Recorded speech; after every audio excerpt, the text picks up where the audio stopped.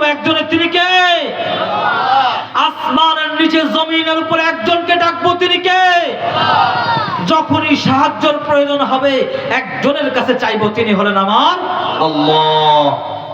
আল্লাহর হাবিব সাল্লাল্লাহু আলাইহি ওয়াসাল্লাম বলেন যে দুনিয়ার মানুষেরা মৃত্যু থেকে বেশি বেশি বাঁচো। কানা উসমান ইবনে আফফান রাদিয়াল্লাহু তাআলা আনহু ইদা ওয়াকাফা আলা কবরিন বাকা।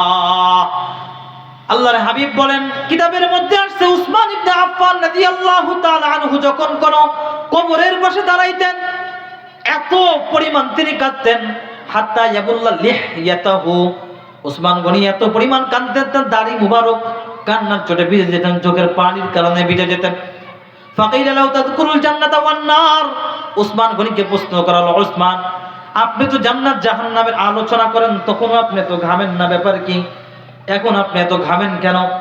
উসমান ইবনে আফফান বলেন, সামিআতু রাসূলুল্লাহি সাল্লাল্লাহু আলাইহি ওয়াসাল্লাম, আমি রাসূল সাল্লাল্লাহু আলাইহি ওয়াসাল্লামকে বলতে শুনেছি, ইন্না কবরু আউয়ালুল মানাজিলিল আখিরা। আল্লাহর হাবিব বলেছেন কবর হলো আখিরাতের মঞ্জিলের প্রথম ঘাঁটি। এই ঘাঁটি থেকে যে ব্যক্তি বেঁচে যাবে তার জন্য প্রত্যেকটা ঘাঁটি সহজ হয়ে যাবে। সুবহানাল্লাহ। আল্লাহ তাআলা কোরআনের মধ্যে বলেন, কুল ইন্নাল মাউতাল্লাযী তাফিররুনা মিনহু ফাইন্নাহু মুলাকীকুম সুম্মা তুরাদ্দুনা ইলা আলিমিল গায়বি ওয়াশ শাহাদাতি ফায়ুনাব্বিউকুম বিমা কুনতুম তা'মালুন। আল্লাহ তাআলা কোরআনের মধ্যে ডাক দিয়ে বলে, দুনিয়ার মানুষেরা শুনে নাও, তোমরা যে মরণ থেকে পলায়ন করো রে বান্দা, এই মরণ তোমাদের সাথে সাক্ষাৎ করবেই। প্রশ্ন থাকতে পারে হুজুর, প্রশ্ন থাকতে পারে হুজুর মানুষ মরণ থেকে পালাইতে চাই কেন? মানুষ এত মরণ থেকে পালাতে চাই কেন, ব্যাপার কি? মানুষ দেখবেন আমি আপনি সব হলেই মরণ থেকে বেশি বেশি পালাইতে চাই, কথা বলেন ঠিক না ঠিক? এই ব্যাপারে একটা হাদিস আপনাদেরকে শোনাই। আনাস ইবনে মালিক রাদিয়াল্লাহু তাআলা আনহু قال قال رسول الله صلى الله عليه وسلم।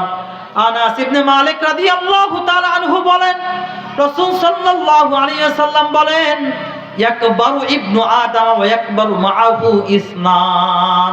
হাদিসটা মনোযোগ সহকারে শুনেন। নবীজি বলেন, আদম সন্তানের যখন বয়স বাড়ে তার সাথে সাথে বান্দার দুইটা জিনিসের প্রতি মহব্বত বাড়ে। বলেন কয়টা জিনিস? আওয়াজ হলো না, আরো জোরে, কয়টা? আল্লাহর হাবিব বলেন, এক নম্বর হুব্বুল মাল, আদম সন্তানের সম্পদের প্রতি বেশি মহব্বত বাড়ে। দুই নম্বর ওয়াতুলুল উমর, পৃথিবীর মধ্যে বেশি দিন বেঁচে থাকার আকাঙ্ক্ষা আদম সন্তানের মনের মধ্যে জাগে। কথা বলেন ঠিক না ঠিক? আর একটা হাদিস শোনায়, রাসূল বলেন, ইয়াকুলু ইবনু আদম মালি মালি, আদম সন্তান বলে আমার সম্পদ আমার সম্পদ আমার সম্পদ। বলে এই মাঠের জমিটা আমার, বাড়ির উত্তর পাড়ার জমিটা আমার, এই ঘর আমার। বলেন বলে কি বলে না? আল্লাহর হাবিব বলেন যে রাসূল সাল্লাল্লাহু আলাইহি ওয়াসাল্লাম বলেন, তিনটা জিনিস, তিনটা সম্পদ হলো তোমার। এক নম্বর আউলাবিসা ভাবলাইতা, আল্লাহর হাবিব বলেন যেই পোশাকটা পরে তুমি পুরাতন বানায় ফেলেছো সেটা তোমার সম্পদ। দুই নম্বর আল্লাহর হাবিব বলেন যেটা তুমি খেয়ে শেষ করে দিয়েছো সেটা তোমার সম্পদ। তিন নম্বর আল্লাহর হাবিব বলেন যে আমল আর যে সদকা করে করে তুমি শেষ করে দিয়েছো, এই তিনটা জিনিস হলো তোমার সম্পদ।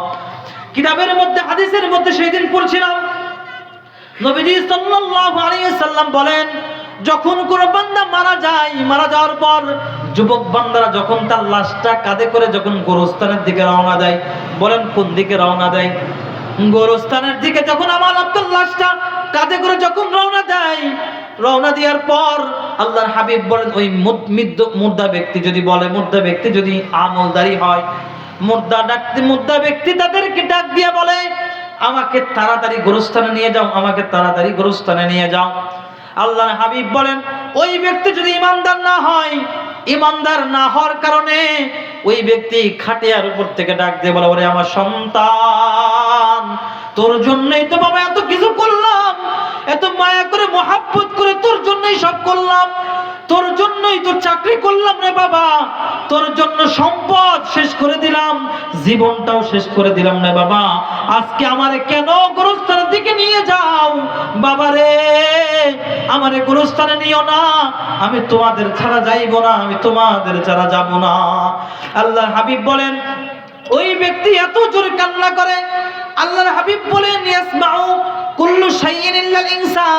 মানুষ এবং জিন ছাড়া ওই ব্যক্তির চিৎকার আওয়াজ দুনিয়ার ছাগল, মহিষ, পশু, হাঁস, ভেড়া, দুম্বা যা আছে সকলেই ওই ব্যক্তির আওয়াজ শুনতে পায়। আল্লাহর হাবিব বলে ওই ব্যক্তির চিৎকার আওয়াজ দুনিয়ার মধ্যে যদি কোনো মানুষ যদি ওই ব্যক্তির চিৎকার আওয়াজ শুনতে পেত, আল্লাহর হাবিব বলেন সাথে সাথে ওই বান্দা অজ্ঞান হয়ে যেত। তাহলে মুসলমান, আল্লাহ আমাদেরকে ইবাদতের জন্য পাঠাইছিলেন। আমি যদি ইবাদত, আল্লাহর হাবিব ওই যে বলছিলাম গ্রাম্য ব্যক্তি রাসূলের কাছে এসে বলল যে ইয়া রাসূলুল্লাহ, দুনিয়ার মধ্যে কোন ব্যক্তি সবথেকে উত্তম? আল্লাহর হাবিব বলে মান তালা উমরুহু ওয়া হাসুনা আমালুহু, দুনিয়ার মধ্যে ওই ব্যক্তি সবথেকে উত্তম যার বয়স বাড়ছে এবং আমল সুন্দর হয়েছে। লাগায় শুনে নাও, কথাগুলো হিদায়াতের নিয়তে শোনো। আল্লাহর হাবিব ডাক দিয়া কয় কিয়ামতের ময়দানে আদম সন্তান 5টা প্রশ্নের উত্তর দেওয়া ছাড়া আল্লাহর দরবার থেকে তার পাকে নড়াইতে পারবে না। বলেন কয়টা প্রশ্ন? একটু আওয়াজ দিয়ে বলেন না ভাই, কয়টা প্রশ্ন? এই 5টা প্রশ্নের উত্তর দেওয়া ছাড়া কোন আদম সন্তান কাল কিয়ামতের ময়দানে আরশের অর্থাৎ আল্লাহর সামনে থেকে পা নড়াইতে পারবে না। 1 নাম্বার আল্লাহর হাবিব বলেন, ওয়া আন শিবাবিহি ফিমা আবলা, আল্লাহর হাবিব বলেন কিয়ামতের ময়দানে বান্দাকে তার যৌবন সম্পর্কে জিজ্ঞাসা করা হবে, রে বান্দা তোমার যৌবন কি নেতার পিছনে কাটাইছো নাকি আল্লাহর রাসূলের পিছনে কাটাইছো? যুবককে জিজ্ঞাসা করা হবে, যুবক তুমি 2টা সিঙ্গারার জন্য, একটা 7 আপের জন্য সারা খুকসে স্লোগান দিয়ে বেড়াইছো, আমার নেতার চরিত্র ফুলের মতো পবিত্র, যদিও নেতা নামাজ পড়ে না 1 ওয়াক্ত। কথা বলেন আছে না নাই? আর বলেন না আছে না নাই? এমনও নেতা আছে পিশাব করেও পানি নেয় না। কথা বলেন ঠিক না ঠিক? এই জন্য আল্লাহর হাবিব বলেন ওয়ান শাবাবিহি ফিমা আবলা, কিয়ামতের ময়দানে আল্লাহর হাবিব যুবককে জিজ্ঞাসা করবে, ও যুবক তুমি কি মেসি নেইমারকে ফলো করে তোমার জীবন সাজাইছো নাকি আল্লাহর রাসূলকে অনুসরণ করে তোমার জীবনটা সাজাইছো? কোন কাজে তোমার যৌবনটা ব্যয় করেছো রে বান্দা? কি করেছো তোমার যৌবনকালে? তুমি আজকে আমাকে বলো রে বান্দা। আল্লাহর হাবিব বলেন আল্লাহ তাআলা যে 1 নাম্বার প্রশ্ন করবে যে যৌবনটা কি করেছো, যৌবনকাল কোথায় লাগাইছো? আল্লাহর হাবিব পরে বলেন ওয়া মালিহি আইনা আকতাসাবা, আল্লাহ তাআলা 3য় নাম্বার জিজ্ঞাসা করবেন বান্দা দুনিয়ার মধ্যে যে সম্পদ কামাইছিলা বান্দা, এই সম্পদ কোথায় থেকে ইনকাম করেছিলা? তুমি যে তোমার ইনকাম ছিল, ইনকাম সোর্সটা কোথায়? তুমি কি হালাল থেকে ইনকাম করেছো নাকি হারাম পথে ইনকাম করেছো? এবং হালাল জায়গায় তোমার টাকাটা ব্যয় করেছো নাকি হারামের জায়গায় ব্যয় করেছো? কথা বলেন ঠিক না বেঠে? আমাদের বাংলাদেশে এমন পাবলিক আছে, যদি বলা হয় যে মসজিদ মাদ্রাসার জন্য দান করেন অথবা মাহফিলের জন্য দান করেন, তখন ওই বান্দা বলে যে হাতের অবস্থা ভালো না, দান করতে পারবো না। তো হাতের অবস্থা ভালো না, দান করতে পারবো না। আর যদি কোনো কনসার্টের জন্য তার কাছে চাওয়া হয়, ভাই আমরা গানের একটা কনসার্ট করছি, একটা যাত্রা দিচ্ছি, আপনি কিছু দেবেন না? বলেন কি বলেন দেব না মানে? আমি যদি শরীক না থাকতে পারি আমার নিজের কাছেই তো লজ্জিত মনে হবে। কথা বলেন আছে না নাই? এরকম মানুষ আমাদের সমাজে আছে না নাই? যারা ধর্মীয় কাজে সহযোগিতা করে না এবং ধর্মীয় কাজে যারা সহযোগিতা করে তাদেরকে বাধা দেয়, এরকম মানুষ আছে না নাই? তাহলে চিন্তা করেন। এই জন্য আল্লাহর হাবিব বলেন কিয়ামতের ময়দানে আল্লাহ জিজ্ঞাসা করবে, বান্দা তুমি যে সম্পদ, তোমার যে ইনকাম ছিল তার সোর্সটা কোথায়, আনটা কোথায়, কি জায়গা থেকে তুমি ব্যয় করেছিলা? এটা আল্লাহ রব্বুল আলামিন কাল কিয়ামতের ময়দানে জিজ্ঞাসা করবে। এবং আল্লাহ তাআলা, আল্লাহ রাসূল বলেন ওয়াফিমা আনফাকাহু ওয়া মাযা আমিলা ফিমা আলিমা, আল্লাহর হাবিব বলে বান্দারে কিয়ামতের ময়দানে রব্বুল আলামিন জিজ্ঞাসা করবে, বান্দা তুমি যে যতটুকু দুনিয়ার মধ্যে জ্ঞান অর্জন করেছিলা, কতটুকু তুমি আমল করেছো? তুমি তোমার জিন্দেগিতে 100-200 মাহফিল শুনে ফেলাইছো, তুমি ফজরের নামাজ পড়ো নাই, যোহরের নামাজ পড়ো নাই, আসরের নামাজ পড়ো নাই রে বান্দা। শুধু মাহফিল শুনছো, মাহফিল হলেই সেখানে গেছো, কিন্তু মাহফিল শোনার দ্বারা নিজের কোনো উপকারে আসে নাই রে বান্দা। আজকে তুমি জবাবদিহি না করে আমার দরবার থেকে তুমি তোমার পাকে নড়াইতে পারবা না। এই জন্য মুসলমান, এই প্রশ্নের উত্তর যদি আমাদেরকে দিতে হয় তাহলে দুনিয়া থেকেই কাজগুলো করে যেতে হবে কি হবে না? বলেন হবে কি হবে না? আল্লাহ তাআলা কোরআন শরীফের সূরা নাজমের 29-30 নম্বর আয়াত আল্লাহ তাআলা বলেন, ফারিদ আম্মান তাওয়াল্লা আন যিকরিনা ওয়া লাম ইউরিদ ইল্লাল হায়াতাদ দুনিয়া। আল্লাহ বলে, বন্ধু, যেই ব্যক্তি দুনিয়া খুঁজতে যে আমার থেকে মুখ ফিরাইয়া নেয়, আপনিও তার থেকে মুখ ফিরাইয়া নেন। চিন্তা করেন, আল্লাহ বলেন ফাআরিদ আম্মান তাওয়াল্লা আন যিকরিনা ওয়া লাম ইউরিদ ইল্লাল হায়াতাদ দুনিয়া। আল্লাহ বলে, বন্ধু, যেই ব্যক্তি দুনিয়া তালাশ করতে করতে পার্থিব জীবন নিয়ে দুনিয়ার চাকচিক্যের মধ্যে এতই ঢুকেছে, আমি আমার রবকে ভুলে গেছে। আমি রব তাকে 5 বার নামাজের জন্য ডাকলাম এবং বললাম, হাইয়া আলাস সালাহ, কল্যাণের দিকে আসো, কামিয়াবির দিকে এসো। বান্দা আসলো না বন্ধু। যে ব্যক্তি আমার থেকে মুখ ফিরাইয়া নিল বন্ধু, আপনিও তার থেকে মুখ ফিরাইয়া নেন। কথা বলেন ঠিক না বেঠিক? এই জন্য প্রিয় উপস্থিতি, আপনি যদি রবের ইবাদত করা থেকে মুখ ফিরাইয়া নেন, কাল কিয়ামতের ময়দানে মুহাম্মদুর রাসূলুল্লাহ সাল্লাল্লাহু আলাইহি ওয়াসাল্লাম আপনার থেকে মুখ ফিরাইয়া নেবে। এই জন্য প্রিয় উপস্থিতি, যদি চান রাসূল আপনার উপরে সন্তুষ্ট থাক, রাসূল আপনার কাজের উপরে সন্তুষ্ট থাক, তাহলে আপনাকে যেই কাজটা করতে হবে, দুনিয়ার মধ্যে আল্লাহর ইবাদতের মধ্যে নিজেকে সঁপে দিতে হবে, নিজের যৌবনটা আল্লাহর জন্য কুরবানি করে দিতে হবে, দ্বীন ইসলামের জন্য কুরবানি করে দিতে হবে। কথা বলেন ঠিক না বেঠিক? আল্লাহ তাআলা রাসূল সাল্লাল্লাহু আলাইহি ওয়াসাল্লাম قال رسول الله صلى الله عليه وسلم রাসূল সাল্লাল্লাহু আলাইহি ওয়াসাল্লাম বলেন, লাউ কানা লিইবনি আদম ওয়াদিয়ান মিন মাল। আস্তে কথা বলুন ভাই।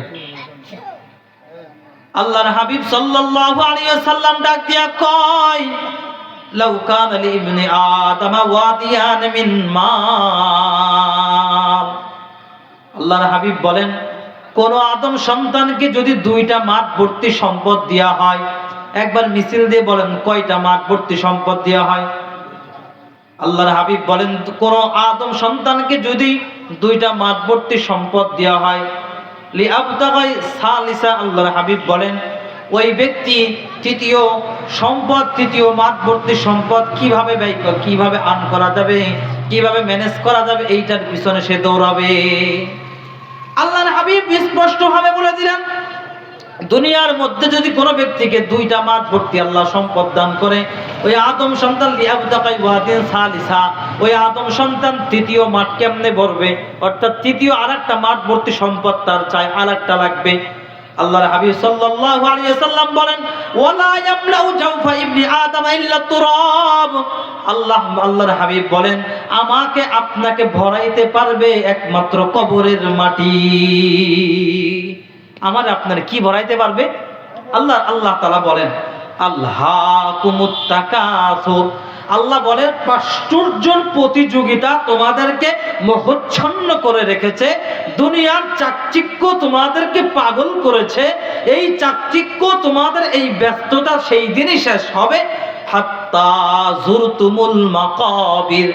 আল্লাহ তাআলা বলেন, কবরে আসার আগ পর্যন্ত রে বান্দা, তোমার আমার এই ব্যস্ততা কখনোই শেষ হবে না। চিল্লাই বলেন ঠিক না বেঠিক? রাসূল সাল্লাল্লাহু আলাইহি ওয়াসাল্লাম, আপনারা যেমন আমার সামনে বসে আছেন, রাসূলের সামনে এক গ্রাম্য ব্যক্তি, গ্রাম্য সাহাবী রাসূলের সামনে আসলেন। আসার পর জিজ্ঞাসা করলেন, আইয়ুন নাসি খায়রুন ক্বাল, হে রাসূলুল্লাহ, দুনিয়ার মধ্যে সবথেকে উত্তম ব্যক্তি কোন ব্যক্তি? ক্বাল রাসূলুল্লাহ সাল্লাল্লাহু আলাইহি ওয়াসাল্লাম, নবীজি ডাক দিয়ে বললেন, মান তালা উমরুহু ওয়া হাসুনা আমালুহু। আল্লাহর হাবিব বলেন, দুনিয়ার মধ্যে সবথেকে উত্তম হলো ওই ব্যক্তি যেই ব্যক্তির বয়স বেড়েছে এবং তার আমল সুন্দর হয়েছে। সুবহানাল্লাহ। মুরব্বীরা যদি জিজ্ঞাসা করা হয়, চাচা সূরা ফাতিহা পারেন? বাহু আমরা এসব পারি না, তো এসব তোমাদের হুজুরদের ব্যাপার, এসব আমাদের জামানায় ছিল না। বলেন, বলে কি বলে না? আল্লাহ রাসূল বলেন, মান তালা উমরুহু ওয়া হাসুনা আমালুহু, তোমাদের মধ্যে ওই ব্যক্তি সবথেকে উত্তম যেই ব্যক্তির বয়স বেড়েছে এবং তার আমলটা সুন্দর হয়েছে। আওয়াজ দিয়ে বলুন সুবহানাল্লাহ। রাসূল সাল্লাল্লাহু আলাইহি ওয়াসাল্লাম বলেন, রাসূল সাল্লাল্লাহু আলাইহি ওয়াসাল্লামকে আবার প্রশ্ন করা হলো, ক্বালা ফাআইয়ুন নাসি শাররুন, ক্বালা হুজুর দুনিয়ার মধ্যে নিকৃষ্ট কোন ব্যক্তি? রাসূল সাল্লাল্লাহু আলাইহি ওয়াসাল্লাম বলেন, মান তালা উমরুহু ওয়া সাআ আমালুহু। আল্লাহর হাবিব বলেন, দুনিয়ার মধ্যে সবথেকে নিকৃষ্ট ওই ব্যক্তি যে জীবন পেয়েছে, যে হায়াত পেয়েছে, কিন্তু তার আমলটা সুন্দর হয় নাই, খারাপ হয়েছে। তাহলে বলেন তো দুনিয়ার মধ্যে উত্তম কোন ব্যক্তি? যার বয়স বাড়ছে, আমল সুন্দর হয়েছে, সে হলো সবথেকে দুনিয়ার মধ্যে উত্তম। আর সবথেকে নিকৃষ্ট হলো ওই ব্যক্তি যার বয়স বেড়েছে কিন্তু আমলটা সুন্দর হয় নাই, আমলটা দিন দিন খারাপ গেছে। আগের বান্দা জুমার নামাজ পড়তো, জুমার নামাজ ছাড়তে ছাড়তে ঈদের নামাজ পড়ে না। ঈদের নামাজ তো এখন তাও পড়ে না, এখন শুধু কেউ মারা গেলে জানাজা পড়ে মানুষে দেখানোর জন্য। কই ভাই নামাজ পড়েন নেই? বলে ওই যে সেদিন আপনার সাথে না জানাজা পড়লাম, মনে নাই? বলে হ্যাঁ হ্যাঁ মনে পড়ছে। এই জন্য আল্লাহর হাবিব বলেন, ওই ব্যক্তি হলো নিকৃষ্ট যেই ব্যক্তির বয়স বেড়েছে, আমলটা সুন্দর হয় নাই। আল্লাহর হাবিব বলেন ওই ব্যক্তি হলো সব থেকে নিকৃষ্ট। কথা বলেন ঠিক না বেঠি? একটু জিকির করি, লা ইলাহা ইল্লাল্লাহ। সবাই জিকির করেন একটু, লা ইলাহা ইল্লাল্লাহ।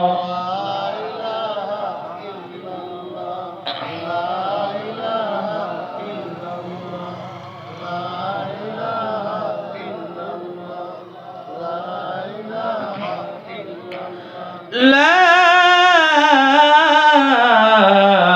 ইলাহা ইল্লাল্লাহু মুহাম্মাদুর রাসূলুল্লাহ। তো আল্লাহর হাবিব যে কথা আমি প্রথমে যে হাদিসটা টেনেছিলাম, 5টা জিনিস আসার আগে 5টা জিনিসকে গুরুত্ব দেওয়া। তার মধ্যে 1 নাম্বার বুড়ো হওয়ার আগে যৌবনকালকে গুরুত্ব দেওয়া। 2 নাম্বার নবীজি বলেন ওয়াসিহাতিকা ক্বাবলা সাকামিকা। নবীজি বলেন অসুস্থতা আসার আগে সুস্থতাকে গুরুত্ব দেওয়া, প্রতিটি মানুষের মুহূর্তে পরিপূর্ণভাবে সদ্ব্যবহার করা। অর্থাৎ আল্লাহ তাআলা আমাকে এখন সুস্থ রেখেছেন। আপনারা ইউটিউব যারা চালান, কিছুদিন আগে হয়তো 2-3 দিন আগে একজন বক্তা এমনই ভাবে আলোচনা করতেছিলেন। আলোচনা করতে করতে হঠাৎ করে তিনি আলোচনা করতে পারেন না, হঠাৎ করে তার কাশি আসলো। কাশি আসার পর তিনি চা খাইলো, গরম পানি খাইলো। ওই দিন কেন 2 দিন অতিবাহিত হয়ে গেল, ওই বান্দা তার জবান দিয়ে একটা কথাও বের করতে পারে না। সুস্থ অসুস্থতার আগে সুস্থতাকে কি করা? মূল্যায়ন করা। ওই আলেমকে দেখলাম উনি কোরআন হাদিসের কথা বলতেছে, হঠাৎ করে এমন অবস্থা হলো তিনি আর কথা বলতে পারে না। তো কালকে তার আলোচনা শুনছিলাম, তিনি বলতেছে যে আল্লাহ রব্বুল আলামিন হঠাৎ করে কিসের জন্য যেটা করছে তিনি ভালো জানেন, কিন্তু আমি সুস্থ মানুষ কিন্তু কথা বলতে পারি না, হঠাৎ করে কি হলো আমার? আরে মুসলমান, অসুস্থতা নয়।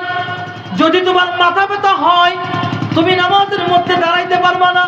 যদি তোমার পেটে ব্যথা হয়, সামান্য আমাকে আপনার যদি ঠান্ডা লাগে, ভাই আপনাদের দেখবেন আল্লাহ তাআলা আমাদের শরীরের মধ্যে এমন একটা চেহারা দিয়েছেন, এমন একটা আয়না লাগায় দিয়েছে, এই আয়নার দিকে তাকাইলে সব বোঝা যায়। মুড ভালো না খারাপ, চেহারা অবস্থা, মন ভালো না খারাপ বোঝা যায় কি যায় না? বলেন চেহারার দিকে তাকাইলে বোঝা যায় কি যায় না? যায়। তাহলে ওই বান্দার দিকে তাকায় বলে, ভাই আপনার মনটা মনে হয় ভালো নাই। কই ভাই ভাই ভালো থাকে কেমনে? আজ 2টা দিন হলো পেটের ব্যথা, আজ 2টা দিন হলো ঠান্ডা লাগছে, ঠিক মতো কথাও বলতে পারছি না। তাহলে বলেন সুস্থতা আসার আগে অসুস্থতা আসার আগে সুস্থতাকে মূল্যায়ন করা, এই সুস্থ অবস্থায় বেশি বেশি ইবাদত করা। আব্দুল্লাহ ইবনে ওমর রাদিয়াল্লাহু তাআলা আনহু বলেন, ক্বালা রাসূলুল্লাহ সাল্লাল্লাহু আলাইহি ওয়াসাল্লাম, রাসূল সাল্লাল্লাহু আলাইহি ওয়াসাল্লাম বলেন, মা মিন আহাদিন ইয়ামরাদু ইল্লা কুতিবা লাহু মিসলু মা কানা ইয়ামালু।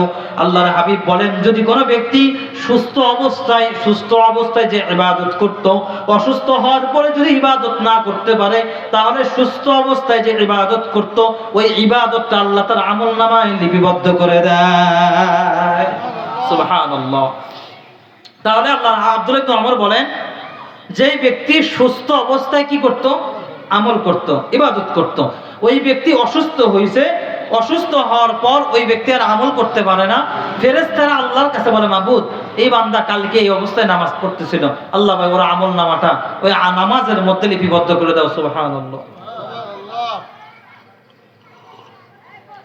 তো যেই কথা বলতেছিলাম মুসলমান, আর ওই ব্যক্তির জন্য তাহলে এটা লিখলো, আর যে সুস্থ অবস্থায় নামাজই পড়ে না, তাহলে চিন্তা করেন তোর কি অবস্থা। যে জায়গায় স্পষ্ট নবীজি বলেন, বাইনা রাজুলি ওয়া বাইনা শিরকি ওয়াল কুফরি তারাকাস সালাহ, একজন মুসলমান আর ইহুদির মধ্যে পার্থক্য হচ্ছে নামাজ। মুসলমান, আল্লাহর হাবিব বলেন, মুসলমান নামাজ পড়ে রবের হাতে পুরস্কার নিয়ে যাবে জান্নাতে, আর কাফের নামাজ ছেড়ে অস্বীকার করে যাবে জাহান্নামে। কথা বলেন ঠিক না বেঠিক? এই জন্য রব্বুল আলামিন আমাদেরকে যে সুস্থতা দিয়েছেন, সুস্থতাকে গুরুত্ব দেওয়া।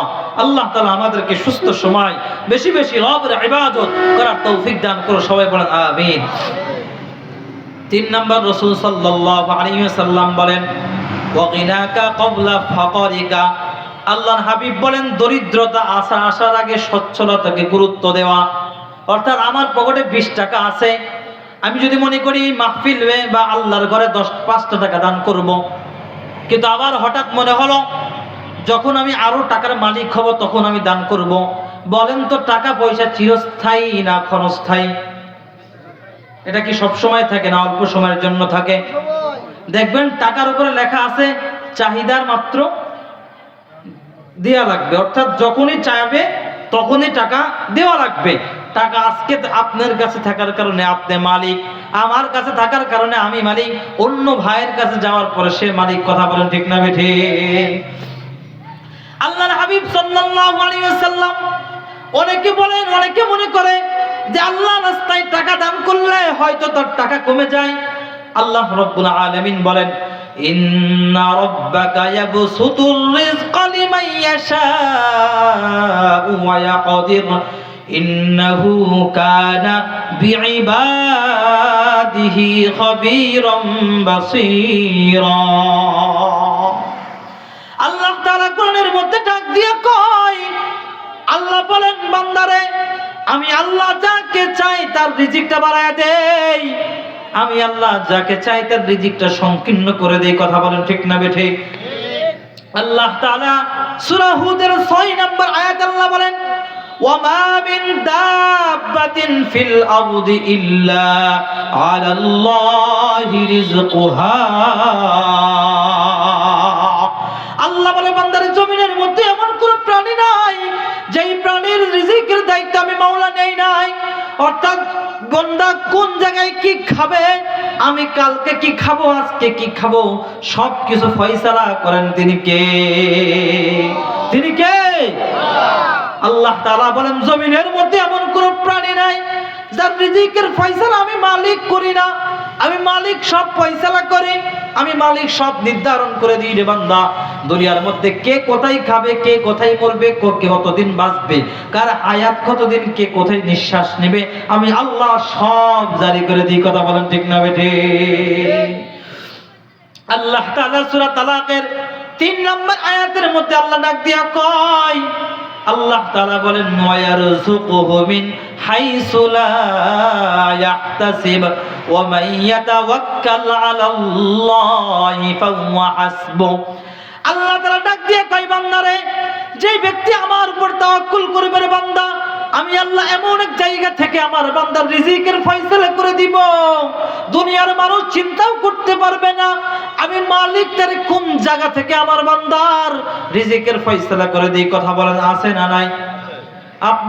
আপনি হঠাৎ করে দেখবেন, আপনি খুকসা বাস স্ট্যান্ডে দাঁড়াইছেন, হঠাৎ করে আমি আমার মসজিদ থেকে একটা কাজের জন্য আমি বাস স্ট্যান্ডে আসলাম, হঠাৎ করে আপনার সাথে আমার মহাব্বত ভালো, ভাই চলেন হোটেলে যাই কিছু খাওয়াই। আপনি আমার সাথে আসলেন কিসের জন্য? আমি ভাই জায়গায় আসবো কেন, আপনি এই জায়গায় আসবেন কেন, বা আমি আপনাকে কেন খাওয়াবো? আরে মুসলমান, মানুষ মানুষকে খাওয়াইতে পারে না, খাওয়ানোর মালিক হলেন আমার আল্লাহ। কথা বলেন ঠিক না বেঠিক? এই জন্য আল্লাহ বলেন, বান্দারে, আমি তোর এমন জায়গা থেকে রিজিকের ফয়সালা করে দিব, বান্দা তুই যদি আমার প্রতি তাওয়াক্কুল করিস রে বান্দা, তুই যদি আমার উপর ভরসা করিস, আমি আল্লাহ তোর এমন এক জায়গা থেকে বান্দা রিজিকের ফয়সালা করে দিব রে বান্দা। দুনিয়ার মানুষ কেন, তুই কেন, তোর 14 গোষ্ঠীও চিন্তা করতে পারবে না। সুবহানাল্লাহ। এবং আল্লাহ তাআলা সূরা ইব্রাহিমের 7 নম্বর আয়াতে আল্লাহ তাআলা বলেন, লা ইন শাকারতুম লাযীদান্নাকুম ওয়া লা ইন কাফারতুম ইন্না আযাবী লাশাদীদ। আল্লাহ বলে, বান্দারে, যে ব্যক্তি আমার নিয়ামতের শুকরগুজার করে, যে ব্যক্তি আমার নিয়ামতের শুকরিয়া আদায় করে, আমি আল্লাহ ওই ব্যক্তির নিয়ামতকে বাড়ায়া দেই। সুবহানাল্লাহ। আর যে ব্যক্তি আমার নিয়ামতের শুকরিয়া আদায় করে না, যে ব্যক্তি আমার নাফরমানি করে, আমি আল্লাহ ওর থেকে আমার নিয়ামতকে ছিনায় নিন। কথা বলেন ঠিক না বেঠিক? এই জন্য দেখবেন, অনেকে দেখবেন 2 বছর আগে অনেক বড় লোক ছিল, সময়ের ব্যবধানে, পরিস্থিতির ব্যবধানে আজ তিনি রাস্তার ফকির আছে না নাই? আল্লাহ তাআলা চাইলে ফকির বাদশাকে ফকির বানায়, ফকিরকে আমির বানায়, সবকিছু তার হাতে। কথা বলেন ঠিক না বেঠিক? আল্লাহ তাআলা সূরা বাকারার 155 নম্বর আয়াত আল্লাহ ডাক দিয়ে কয়, ওয়ালা নাবলুওয়ান্নাকুম বিশাইইম মিনাল খাউফি ওয়াল জু'i ওয়া নাকসিম মিনাল আমওয়ালি ওয়াল আনফুসি ওয়াস সামারাত ওয়া বাশশিরিস সাবিরিন। আল্লাহ তাআলা বলেন, আমি আমার বান্দাদের পরীক্ষা করব কিছু ক্ষুধা, কিছু ভয়, কিছু দারিদ্রতার মাধ্যমে, কিছু সম্পদের মাধ্যমে আমার বান্দাদেরকে আমি পরীক্ষা করব। আমার বান্দা যদি সবর করতে পারে, আমি আমার বান্দাদেরকে উত্তম পুরস্কার দান করব। সুবহানাল্লাহ। এই জন্য আমাদের ধৈর্য ধারণ করতে হবে। 4 নম্বর নবীজি বলেন, ও ফারাগা ক্বাবলা শুগলাকা। আল্লাহর হাবিব বলেন, ব্যস্ততা আসার আগে অবসর সময়কে গুরুত্ব দেওয়া। অর্থাৎ আমরা যারা ব্যস্ত থাকি, ব্যস্ত থাকাও লাভ, আবার অসময় থাকাও লাভ। কেমনে হুজুর? ব্যস্ত থাকলে দেখবেন গুনার কাজ কম হয়। কথা বলেন ঠিক না বেঠিক? কেমনে যে দিনটা পার হয়ে যায় আমি আপনি চিন্তাও করতে পারি না, কল্পনাও করতে পারি না। বলে, কিরে, এই না জোহর পরে আসলাম, আমার আসরে রক্ত হয়ে গেল। বলেন, বলি কি বলি না? আল্লাহর হাবিব বলেন যে সময়কে গুরুত্ব দেওয়া, আর যখন ফ্রি থাকবো তখন আমরা বেশি বেশি ইবাদত করব। এই ইবাদতের মাধ্যমে আল্লাহ তাআলা কাল কিয়ামতের ময়দানে নাজাত দান করবে। সুবহানাল্লাহ। এবং 5 নম্বর আল্লাহর হাবিব বলেন, মৃত্যু আসার আগে আমাদের জীবনটাকে গুরুত্ব দেওয়া। যেই জীবন আল্লাহ তাআলা এমনি এমনি বানায় নাই, এই জীবনটা নেতার পিছনে স্লোগান দেওয়ার জন্য বানায় নাই। আল্লাহ বলে, ওয়া মা খালাকাতুল জিন্না ওয়াল ইনসা ইল্লা লিয়াবুদুন। আল্লাহ বলে, বান্দারে, দুনিয়ার মধ্যে কোন পীরের ইবাদত করার জন্য বানাই নাই, কোন নেতার ইবাদত করার জন্য বানাই নাই। আমি আল্লাহ তোমাদেরকে বানাইছি একমাত্র আমার গোলামি করার জন্য। সুবহানাল্লাহ। তাহলে গোলামি করবে একজনের, তিনি কে? আসমানের নিচে জমিনের উপরে একজনকে ডাকবো, তিনি কে? যখনই সাহায্যের প্রয়োজন হবে একজনের কাছে চাইবো, তিনি হলেন আমার আল্লাহ। আল্লাহর হাবিব সাল্লাল্লাহু আলাইহি ওয়াসাল্লাম বলেন যে দুনিয়ার মানুষেরা মৃত্যু থেকে বেশি বেশি বাঁচো। কানা উসমান ইবনে আফফান রাদিয়াল্লাহু তাআলা আনহু ইদা ওয়াকাফা আলা কবরিন বাকা। আল্লাহর হাবিব বলেন, কিতাবের মধ্যে আসছে উসমান ইবনে আফফান রাদিয়াল্লাহু তাআলা আনহু যখন কোন কবরের পাশে দাঁড়াইতেন এত পরিমাণ তিনি কাঁদতেন, হাত্তা ইয়াবুল্লাহ লিহইয়াতাহু। উসমান গনি এত পরিমাণ কাঁদতেন, তার দাড়ি মুবারক কান্নার চোটে ভিজে যেতেন, চোখের পানির কারণে ভিজে যেতেন। ফাকিলা লাউ তাযকুরুল জান্নাতা ওয়ান নার। উসমান গনিকে প্রশ্ন করা হলো, উসমান, আপনি তো জান্নাত জাহান্নামের আলোচনা করেন, তখন আপনি তো ঘামেন না, ব্যাপার কি? এখন আপনি এত ঘামেন কেন?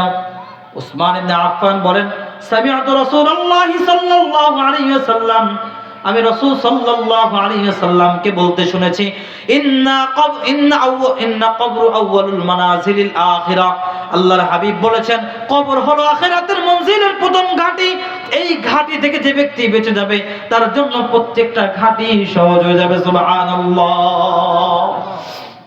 আল্লাহ তাআলা কোরআনের মধ্যে বলেন, কুল ইন্নাল মাউতাল্লাযী তাফিররুনা মিনহু ফাইন্নাহু মুলাকীকুম সুম্মা তুরাদ্দুনা ইলা আলিমিল গায়বি ওয়াশ শাহাদাতি ফায়ুনাব্বিউকুম বিমা কুনতুম তা'মালুন।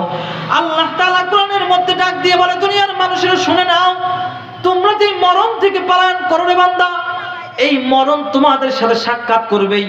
প্রশ্ন থাকতে পারে হুজুর, মানুষ মরণ থেকে পালাইতে চাই কেন? মানুষ এত মরণ থেকে পালাতে চাই কেন? ব্যাপার কি? মানুষ দেখবেন আমি আপনি সব হলেই মরণ থেকে বেশি বেশি পালাইতে চাই। কথা বলেন ঠিক না ঠিক? এই ব্যাপারে একটা হাদিস আপনাদেরকে শোনাই। আনাস ইবনে মালিক রাদিয়াল্লাহু তাআলা আনহু قال قال رسول الله صلى الله عليه وسلم। আনাস ইবনে মালিক রাদিয়াল্লাহু তাআলা আনহু বলেন, রাসূল সাল্লাল্লাহু আলাইহি ওয়াসাল্লাম বলেন, ইয়াকবারু ইবনু আদম ওয়া ইয়াকবারু মাআহু ইসনান। হাদিসটা মনোযোগ সহকারে শুনেন। নবীজি বলেন, আদম সন্তানের যখন বয়স বাড়ে, তার সাথে সাথে বান্দার দুইটা জিনিসের প্রতি মহব্বত বাড়ে। বলেন কয়টা জিনিস? আওয়াজ হলো না, আরো জোরে, কয়টা? আল্লাহর হাবিব বলেন, এক নম্বর হুব্বুল মাল, আদম সন্তানের সম্পদের প্রতি বেশি মহব্বত বাড়ে। দুই নম্বর ওয়াতুলুল উমর, পৃথিবীর মধ্যে বেশি দিন বেঁচে থাকার আকাঙ্ক্ষা আদম সন্তানের মনের মধ্যে জাগে। কথা বলেন ঠিক না ঠিক?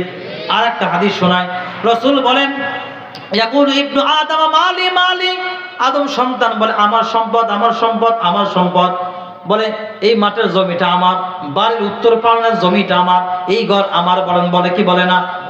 আল্লাহর হাবিব বলেন যে রাসূল সাল্লাল্লাহু আলাইহি ওয়াসাল্লাম বলেন, তিনটা জিনিস, তিনটা সম্পদ হলো তোমার। এক নম্বর আউলাবিসা ভাবলাইতা, আল্লাহর হাবিব বলেন যেই পোশাকটা পরে তুমি পুরাতন বানায় ফেলেছো সেটা তোমার সম্পদ।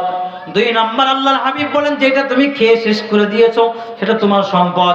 তিন নম্বর আল্লাহর হাবিব বলেন যে আমল আর যে সদকা করে করে তুমি শেষ করে দিয়েছো, এই তিনটা জিনিস হলো তোমার সম্পদ। কিতাবের মধ্যে, হাদিসের মধ্যে সেই দিন পড়ছিলাম, নবীজি সাল্লাল্লাহু আলাইহি ওয়াসাল্লাম বলেন, যখন কোন বান্দা মারা যায়, মারা যাওয়ার পর যুবক বান্দারা যখন তার লাশটা কাঁধে করে যখন গোরস্থানের দিকে রওনা দেয়, বলেন কোন দিকে রওনা দেয়? গোরস্থানের দিকে। যখন আমার আব্দুল লাশটা কাঁধে করে যখন রওনা দেয়, রওনা দেওয়ার পর আল্লাহর হাবিব বলেন, ওই মুর্দা ব্যক্তি যদি বলে, মুর্দা ব্যক্তি যদি আমলদারি হয়, মুর্দা ব্যক্তি তাদেরকে ডাক দিয়ে বলে, আমাকে তাড়াতাড়ি গোরস্থানে নিয়ে যাও, আমাকে তাড়াতাড়ি গোরস্থানে নিয়ে যাও। আল্লাহর হাবিব বলেন, ওই ব্যক্তি যদি ইমানদার না হয়, ইমানদার না হওয়ার কারণে ওই ব্যক্তি খাটিয়ার উপর থেকে ডাক দিয়ে বলে, ওরে আমার সন্তান, তোর জন্যই তো বাবা এত কিছু করলাম, এত মায়া করে মহাব্বত করে তোর জন্যই সব করলাম, তোর জন্যই তো চাকরি করলাম রে বাবা, তোর জন্য সম্পদ শেষ করে দিলাম, জীবনটাও শেষ করে দিলাম রে বাবা, আজকে আমারে কেন গোরস্থানের দিকে নিয়ে যাও? বাবা রে, আমারে গোরস্থানে নিও না, আমি তোমাদের ছাড়া যাইব না, আমি তোমাদের ছাড়া যাব না।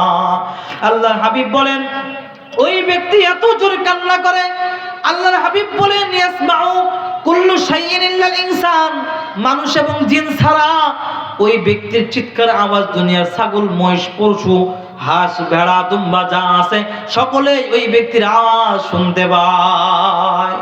আল্লাহর হাবিব বলে, ওই ব্যক্তির চিৎকার আওয়াজ দুনিয়ার মধ্যে যদি কোনো মানুষ যদি ওই ব্যক্তির চিৎকার আওয়াজ শুনতে পেত, আল্লাহর হাবিব বলেন সাথে সাথে ওই বান্দা অজ্ঞান হয়ে যেত। তাহলে মুসলমান, আল্লাহ আমাদেরকে ইবাদতের জন্য পাঠাইছিলেন। আমি যদি ইবাদত, আল্লাহর হাবিব ওই যে বলছিলাম, গ্রাম্য ব্যক্তি রাসূলের কাছে এসে বলল যে, ইয়া রাসূলুল্লাহ, দুনিয়ার মধ্যে কোন ব্যক্তি সবথেকে উত্তম? আল্লাহর হাবিব বলে, মান তালা উমরুহু ওয়া হাসুনা আমালুহু, দুনিয়ার মধ্যে ওই ব্যক্তি সবথেকে উত্তম যার বয়স বাড়ছে এবং আমল সুন্দর হয়েছে। বলেন কি বাড়ছে? এটা আওয়াজ দিয়ে বলেন মুরব্বীরা, কি বাড়ছে? আবার আওয়াজ দিয়ে, কি বাড়ছে? বয়স বাড়ার সাথে কি সুন্দর হয়েছে? আমল সুন্দর হয়েছে। এবং সবথেকে নিকৃষ্ট কোন ব্যক্তি? মান তালা উমরুহু ওয়া সাআ আমালুহু, যেই ব্যক্তির বয়স বাড়ছে এবং আমল কি হয়েছে? দিন দিন খারাপ, ডাউন হয়েছে। কি হয়েছে? ডাউন হয়েছে। এই জন্য প্রিয় উপস্থিতি, আলোচনা লম্বা করব না। যেই কথা আমার উদ্দেশ্য, যেই কথা বলার, যে আল্লাহর হাবিব আমাদেরকে যেই 5টা জিনিসের গুরুত্বর কথা বলেছিলেন, তার মধ্যে শেষের যে পয়েন্টটা আমি আলোচনা শেষ করে দিয়েছি, যে মৃত্যুর আগের যে সময়টা, দুনিয়ার মধ্যে যে সময়টা, এই সময়টাকে গুরুত্ব দেওয়া। দুনিয়াতে যেমন দেখবেন পরীক্ষার হলে সময় 3 ঘন্টা নেয়, 3 ঘন্টা দেয় না 1 দিন দেয়? 3 ঘন্টা। যা লিখবেন এই 3 ঘন্টা সময়। 3 ঘন্টা পার হওয়ার পর যখন তখন আপনার কাছ থেকে টিচাররা খাতা নিয়ে নিতে পারে। এটা স্বাভাবিক না অস্বাভাবিক? স্বাভাবিক। তাহলে আমার আপনারা যে হায়াত দিয়ে আল্লাহ পৃথিবীতে পাঠাইছিলেন, এই হায়াতের গ্যারান্টির মেয়াদ, এই বডির মেয়াদ যখনই শেষ হবে, রব্বে কারিম তখনই আমাকে আপনাকে টান দিয়ে তার কাছে নিয়ে যাবেন। তাহলে সময় কতটুক? এই যে এক্সাম হল, আল্লাহর হাবিব বলেন আদ-দুনিয়া সিজনুল মুমিনি ওয়া জান্নাতুল কাফির। দুনিয়াটা মুমিনদের জন্য কয়েদখানা এবং কাফেরদের জন্য বেহেশতখানা। এই দুনিয়াটা আমাদের জন্য জেলখানা। এই জেলখানার মধ্যে থেকে, এই পরীক্ষার এক্সামের মধ্যে থেকে যত দূর পারবো আমল করার তৌফিক দান করব। আল্লাহ তাআলা যে কথাগুলো আমি বললাম, আল্লাহ যেন আমাকে আমল করার তৌফিক দান করে, এবং আপনারা যারা শুনলেন, মা বোনেরা যারা পর্দা আড়ালে শুনলো, আল্লাহ তাআলা আমাকে সহ আপনাদের সকলকে সহ আল্লাহ সবাইকে কবুল করে নেই। আল্লাহ আমাদের এই আশা, আমাদের এই বসা, আমাদের এই মেহনত, আমার এই দ্বীনে ফিকিহ, আমাদের সকল কিছু আল্লাহর জন্য করার এবং আখিরাতের জন্য করার তৌফিক দান করুন। সবাই বলেন আমিন। ওয়া মা আলাইনা ইল্লা